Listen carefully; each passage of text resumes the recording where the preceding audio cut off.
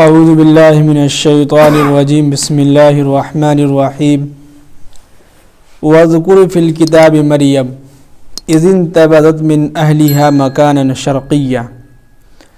یہاں سے جو ہے حضرت مریم علی نبینا یعنی کہ مریم علیہ السلام کے متعلق جو ہے واقعہ شروع ہو رہا ہے۔ فرما رہے ہیں کہ واذکر فی الکتاب مریم، آپ جو ہے اس کتاب کے اندر مریم علیہ السلام کا بھی تذکرہ بیان کیجیے لوگوں کے سامنے۔ اذ انتبذت من اہلها مکانا شرقیا، جب انہوں نے ان لوگوں سے یعنی لوگوں سے دور ایک واقع مشرق کی جانب جو ہے وہ چلی گئی تھی، انہوں نے جو اپنا ایک الگ جگہ اختیار کیا تھا۔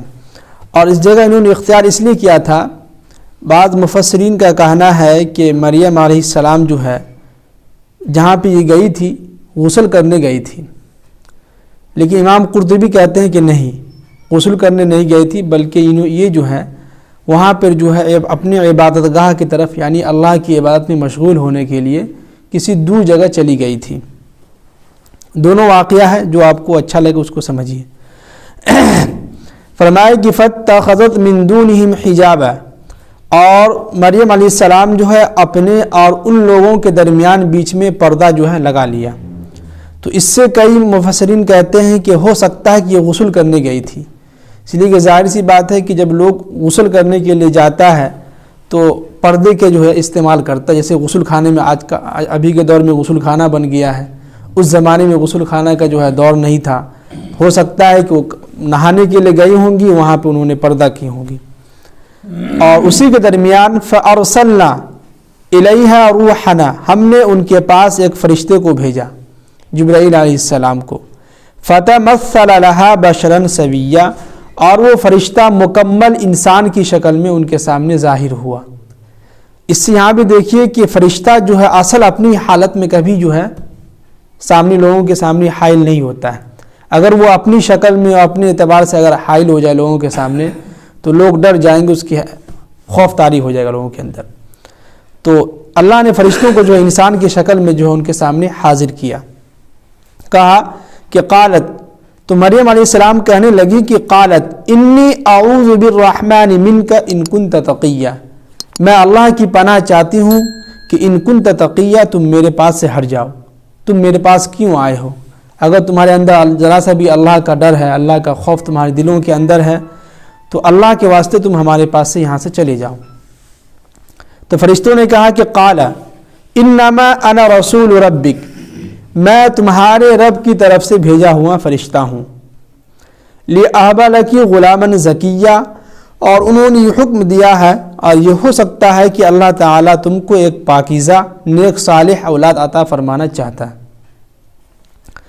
تو فوراً کہنے لگی قالت کہ اَنَّا يَكُونُ لِي غُلَامٌ، کیسے مجھے لڑکا ہو سکتا ہے، جبکہ وَلَمْ يَمْسَسْنِي بَشَرٌ، جبکہ جو ہے میرے بدن کو کسی مرد نے چھوا نہیں ہے، ٹچ نہیں کیا ہے، یعنی کہ میری شادی نہیں ہوئی ہے، اور ولم اکو بغیہ، اور نہ میں بدکار عورت ہوں، تو کیسے یہ بچہ ہو سکتا ہے؟ تو فرشتوں نے کہا کہ قال کذالک، یہ ہو سکتا ہے، یہ ممکن ہے۔ قال ربک هو علی ہین، یہ تمہارے رب کے لیے ایک معمولی سی بات ہے۔ دیکھیے قرآن نے کیا زبردست، اور اللہ نے بندوں کو سمجھانے کے لیے کتنی اچھی بات کہی ہے۔ جیسے کہتا ہے کوئی انسان کہ یار یہ کام کیسے ہوگا، نا امید ہو جاتا ہے، قرآن فوراً کہتا ہے کہ لا تقنطوا من رحمت اللہ۔ پھر دوسری کہتا ہے کہ انہ لا ییأس من روح اللہ۔ یہاں پہ جو ہے یعقوب علیہ السلام کو تسلی دے رہے ہیں کہ آپ نا امید کیوں ہو رہے ہیں، نا امیدی کفر ہے۔ ہم اور آپ جو ہے کئی چیزوں میں نا امیدی کر لیتے ہیں، نا امید ہو کے بیٹھ جاتے ہیں، تو نا امیدی جو ہے یہاں کفر ہے۔ دیکھیے قرآن نے کتنی اچھی بات بتائی کہ قال ربک هو علی ہین، یہ تو تمہارے رب کے لیے تو معمولی سی بات ہے، چٹکی بجانے کی بات ہے، کن فیکون کی طرح ہے یہ، کہ وَلِنَجْعَلَهُ آیَةً لِلنَّاسِ وَرَحْمَةً مِنَّا، اور اس بچے کے ذریعے سے لوگوں کے اندر ہماری نشانی جو ہے، ہماری قدرت جو ہے لوگوں کے سامنے ظاہر ہو، لوگ سمجھے کہ واقعی میں کہ اللہ اگر چاہے تو بغیر باپ کے بھی ایک عورت کو بچہ دے سکتا ہے۔ تو پھر یہ لوگ اپنے مزاروں پہ جا کے وہاں بچہ کیوں مانگتی ہیں عورتیں، یہ لوگ یہ بھی تو سوال پیدا ہوتا ہے. کئی لوگ کہتے ہیں کہ ہم مزار پہ جائیں گے تو وہاں بچے مائیں گے. وہ تو خود جو ہے کسی کا بیٹا ہے, وہ تو خود پیدا ہوا, وہ دوسرے کو کیا پیدا کرے گا؟ وہ تو خود محتاج, اس کو خود اللہ نے اس کو موت دے دیا. تو قرآن کہہ رہا ہے کہ میں جو چاہوں گا تو وہی ہوگا. اور ورحمۃ منا, اور ہماری طرف سے لوگوں کے سامنے ایک رحمت ظاہر ہو, ایک نشانی ظاہر ہو. اور وکان امرا مقضیہ, اور یہ بات مکمل طے ہو چکا ہے کہ تم کو بیٹا ہی دیں گے اللہ تعالیٰ, تم کو اولاد سے نوازے گا ضرور. فحملتہ, اب یہاں پہ دیکھیے کہ مفسرین کا کہنا ہے کہ حضرت مریم علیہ السلام کے یہ جو گریبان ہے, اس میں جو ہے فرشتے جو ہے پھونک ماری تھی, تو جس کی وجہ سے وہ حمل سے ٹھہر گئی تھی. تو قرآن نے کہا کہ فحملتہ, فا کا لایا یہاں پہ ترجمہ, پھر دیکھیے فا لایا یعنی جھٹ سے, فحملتہ فانتبذت به مکانا قصیا. مریم علیہ السلام جو ہے فوراً جو حمل سے ہوئی اور وہ ایک اکیلے بیابان جگہ میں جو ہے جا کے بیٹھ گئی. اور فاجاءها المخاض الى جذع النخلہ, جب ان کو درد ذہ ہوا, یعنی بچہ جب پیدا ہونے لگتا ہے تو عورتوں کو پیٹ میں درد ہوتا ہے, جس کو درد ذہ بولتے ہیں, ایسے حالات میں کہاں چلی گئی کہ الى جذع النخلہ, کھجور کے درخت کے پاس جا کے بیٹھ گئی, پریشانی کے عالم میں, گھر سے روم سے نکل کے, اور کہنے لگی کہ قالت یا لیتنی مت قبل ھذا وکنت نسیا منسیا, کہ کاش میں اس سے پہلے میں مر جاتی, یا میں بھولی بسری مر کر جو ہم بھولی بسری ہو جاتی. یعنی کہ ہم ایسے حالات میں جو ہے, ایک تو ان کو بے چینی یہ تھی کہ درد ذہ بچے ہونے کا جو ہے یہ ہے, اس وقت جو درد ہوتا ہے وہ عورت کو ہی معلوم ہے. دوسرا یہ کہ ان کو یہ خدشہ تھا کہ اگر یہ بچہ پیدا ہو گیا تو لوگ تو طرح طرح کی باتیں بنائیں گے. لوگ کہیں گے ارے یہ دیکھو جس کی شادی نہیں ہوئی ہے, جس کے ماں باپ جو ہے پاک صاف ہیں, ان کی بیٹی جو دیکھے منہ کالا کروا کے آ گئی. اس درد میں وہ کہنے لگے کہ یا اللہ تو ہم کو اس سے پہلے کہ تم مجھے موت دے دیتی, یا ہم مر کے جو ہے بھولے بسری ہو جاتی, جس سے لوگ ہم سے کوئی سوال بھی نہیں کرتا لوگ. تو فوراً جو ہے فناداها من تحتها, فوراً جو ہے جبرائیل علیہ السلام ان کے پاؤں کے نیچے سے, یعنی کہ جہاں وہ بیٹھی تھی اس کے نیچے سے جو ہے آواز آئی کہ فناداها, کہ تحتها اللہ تحزنی, کہ گھبرائیے نہیں, غم مت کیجیے, قد جعل ربک تحتک سریا, اللہ تعالیٰ نے آپ کے پاؤں کے نیچے دیکھیے وہاں پہ ایک جو ہے نہر جاری کیا ہے. کیا جاری کیا ہے؟ اللہ, کہاں پہاڑ, کہاں وہاں پہ کھجور کا درخت, بیابان جنگل, کن فیکون, چٹکی بھر میں وہاں جو ہے جھٹ سے جو وہاں نہر جاری ہو گیا. اللہ.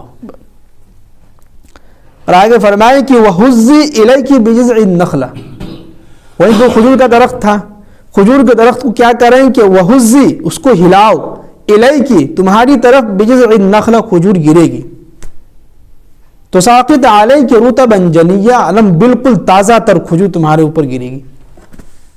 اس سے جو مفسرین اور لوگوں کا کہنا یہ ہے کہ جو عورتیں حمل سے ہو یا حمل کے بعد ان کو کھجور جو ہے ضرور کھلانا چاہیے, عورتوں کو کھانا چاہیے کھجور, حمل سے پہلے بھی اور حمل کے بعد بھی. اس لیے کہ جب حمل سے رہتی ہے تو ان کو خون کی بہت ضرورت ہوتی ہے, تو کھجور کھانے سے ہو سکتا ہے کہ خون کا جو زیادہ مادہ پیدا ہو. اور کہا کہ فکلی, کھاؤ, وشربی, اور پیو, وقرری عینا, اور اپنی آنکھوں کی جو ہے اپنی آنکھوں کو جو ہے ٹھنڈک پہنچاؤ. قرآن نے کتنی اچھی باتیں بتلائی ہے کہ جو ہے انسان ایسے حالات میں اگر پریشان ہو تو قرآن ہمیں ایک تسلی دے رہا ہے کہ آپ ٹینشن کیوں لے رہے ہیں, 2 وقت کی روٹی مل رہی ہے بھائی, آپ کو کھانا کھا رہے ہیں, آپ 3 سے 4 وقت کی روٹی کھانا میسر ہو رہا ہے ہمارا آپ کو. اس نبی کو دیکھیے جو محمد عربی صلی اللہ علیہ وسلم, جو دونوں جہاں کے سردار ہیں اور تمام نبیوں کے سردار ہیں, وہ نبی جو ہے اللہ کے نبی صلی اللہ علیہ وسلم رات میں جو ہے بستر پہ لیٹے ہوئے ایک چارپائی پہ, ان کے ساتھ حضرت عائشہ رضی اللہ عنہا ہے. اور اللہ کے نبی صلی اللہ علیہ وسلم بھوک کی وجہ سے اپنے پیٹ کو جو اس سے یہاں لٹکا رہے تھے تاکہ جو ہے مادہ جو اسے چپکا رہے, بھوک کے زیادہ اثر نہ ہو, پریشان اٹھ بیٹھ کر رہے تھے. تو حضرت عائشہ پریشان ہو گئی, کہنے لگی کہ اللہ کے نبی صلی اللہ علیہ وسلم کیا ہوگا, اب کیوں اتنا پریشان ہے؟ تو اللہ کے نبی نے کہا کہ عائشہ 3 دن ہو گیا بھوکا ہوں, گھر میں کھانے کے لیے کچھ نہیں ہے, بھوک کی وجہ سے میں جو ہے تڑپ رہا ہوں اور اپنے پیٹ کو اس سے جو چپکا رہا ہوں تاکہ جو بھوک کا ہم کو اثر معلوم نہ ہو. اللہ جس نبی کے لیے فرشتے جو صبح شام آ رہے ہیں کہہ رہے ہیں کہ اللہ کے نبی اب حکم دیجئے, آپ کے لیے ہم جنت سے جو ہے دسترخوان لے کے آئیں گے, آپ صرف حکم تو کیجئے. آپ کے لیے گھر, آپ کے لیے دنیا کے اندر گھر جو ہے جنت سے جو ہے ہیرے جواہرات سونے کے اینٹیں جو ہے پورے جو لا کے آپ بنا کے دکھائیں گے, لیکن اللہ کے نبی کہہ رہے ہیں کہ نہیں, ہمیں ایسی چیز پسند نہیں ہے. ہم اس دنیا کے اندر غریب ہیں, غریب ہی رہیں گے, ایک وقت کی روٹی کھائیں گے, اللہ کا شکر ادا کریں گے. اسی لیے اللہ کے نبی نے کہا کہ کل قیامت کے دن جنت میں سب سے پہلے جانے والا شخص وہ غریب ہوگا. امیر جو ہے 50 سال بعد جو ہے جنت میں داخل ہوگا, جو غریب ہے وہ سب سے پہلے جنت میں داخل ہو گیا. تو ہمیں اللہ تعالیٰ جو تسلی دے رہے ہیں کہ بھائی آپ کو جب 2 وقت کی روٹی مل رہی ہے تو اللہ کا شکر ادا کیجئے کہ آپ کو 2 وقت کی روٹی مل رہی ہے. اور جو لوگ روڈ سڑک پہ سو رہے ہیں ان کا کیا حال ہو رہا ہوگا. تو ہمیں ہر حال میں اللہ کا شکر ادا کرنا چاہیے. اور فرمائیں کہ فَإِمَّا تَرَئِنَّ مِنَ الْبَشَرِ أَحَدًا, اب اگر تمہارے پاس لوگ آئے, اب تو بچہ پیدا ہو گیا, اب پیدا ہونے کے بعد جب لوگوں کو خبر پہنچے گی تو لوگ طرح طرح کی باتیں بنائیں گے. تو قرآن نے اس کو تسلی دیا کہ فَإِمَّا تَرَئِنَّ مِنَ الْبَشَرِ أَحَدًا, اب آپ ایک کام یہ کیجئے کہ اگر لوگ آپ کے پاس آئے, لوگوں کو معلوم ہو آپ کے بارے میں, تو آپ ان سے کہیے گا کہ فَقُولِي إِنِّي نَذَرْتُ لِلرَّحْمَنِ صَوْمًا, میں نے منت مانی ہے کہ آج میں روزہ ہوں, میں کسی سے بات نہیں کرتا.